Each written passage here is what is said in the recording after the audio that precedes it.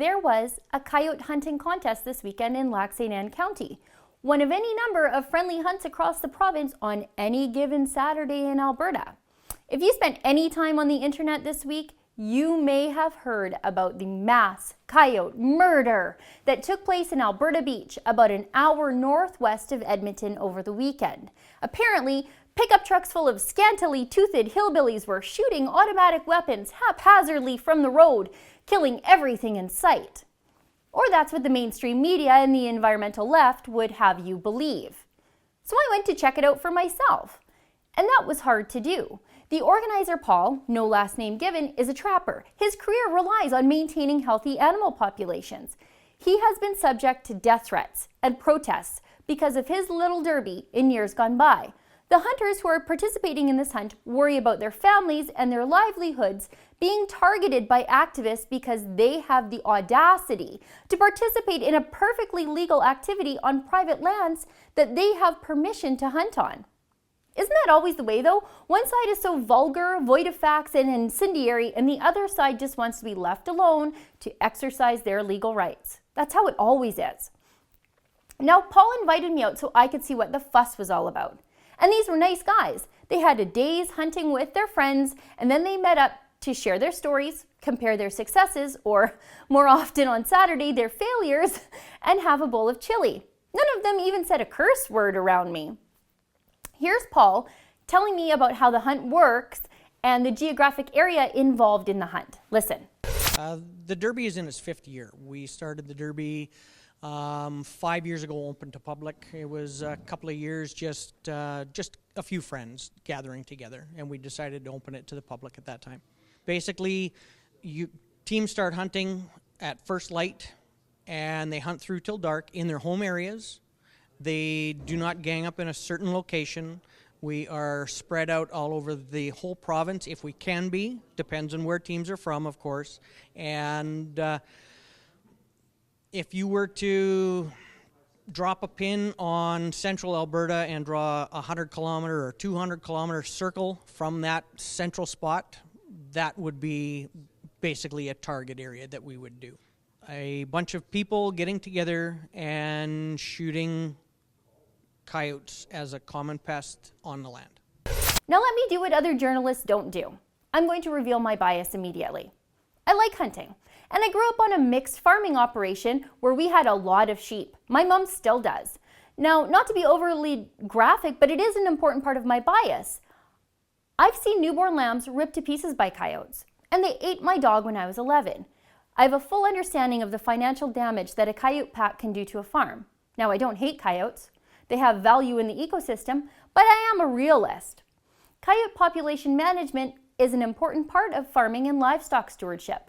In fact, one study done showed that a sheep farmer can lose 8 to 33% of their flock to predation or animal attacks, and coyotes are estimated to be responsible for 88% of those kills. Farmers I know call this the coyote tax. That's a huge financial hit to a farming operation, 30% right off the top. And because coyotes are classified as a pest species with a healthy population in Alberta, there is no compensation for the farmer. Paul explains this here. I did a rather lengthy job this summer where coyotes had taken down 11 calves on one farm, and the farmer was not happy at today's beef prices, not getting compensated by anybody for predation from coyotes. They will compensate if it's a confirmed wolf or cougar attack on livestock, but they will not, the government will not compensate farmers for their livestock due to predation from coyotes. Now, so much for hyperbolic urbanites crying about a mass coyote murder. This year, 23 teams of 2 participated in Paul's contest, and a mere 13 coyotes were harvested. Remember, that's across a massive chunk of Alberta. If you've ever hunted coyotes, that's not a lot. You can take that many in a week by yourself without really working on it all that hard. Because remember, coyotes are a pest species. Paul surprised me with a statistic. Just listen. Yes, Alberta over the last 5 years has been averaging In the 25,000 coyotes exported out of the province of Alberta, last year was a high at approximately 45,000 coyotes exported out of Alberta. That doesn't include what dies of disease, gets shot by coyote hunters all year round on private land, gets run over by vehicles, killed by other animals, predators. The population that we would possibly do out of this tournament is not a lot of coyotes. That's right, I looked it up. According to the Alberta government last year, 43,000 coyote hides were exported out of the province, with an economic value to the trappers of almost $4.5 million. And even still, biologists say the coyote population is very, very healthy. So I think it's a little strange, given those numbers, for environmentalists to get their hair on fire over 13 coyotes. 1-3. I asked Paul why he thought his little hunt came onto the radar of activists, in particular the Ontario-based Coyote Watch Canada. He told me that he once accidentally used one of their pictures to promote his hunt. Paul says he grabbed it using a Google image search, completely innocently, but that put his event in the sights of Coyote Watch Canada, and it's been that way ever since, with the out-of-province activist group whipping up its members into a frenzy and driving media coverage of Paul's event by encouraging its members to contact the media and complain. I even found the Facebook posts where Coyote Watch Canada is doing this. I asked Paul what he had to say to critics of his event. Here.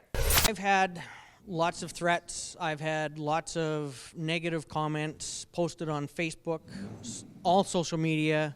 I've had news. I've had this has got worldwide attention for a coyote hunt.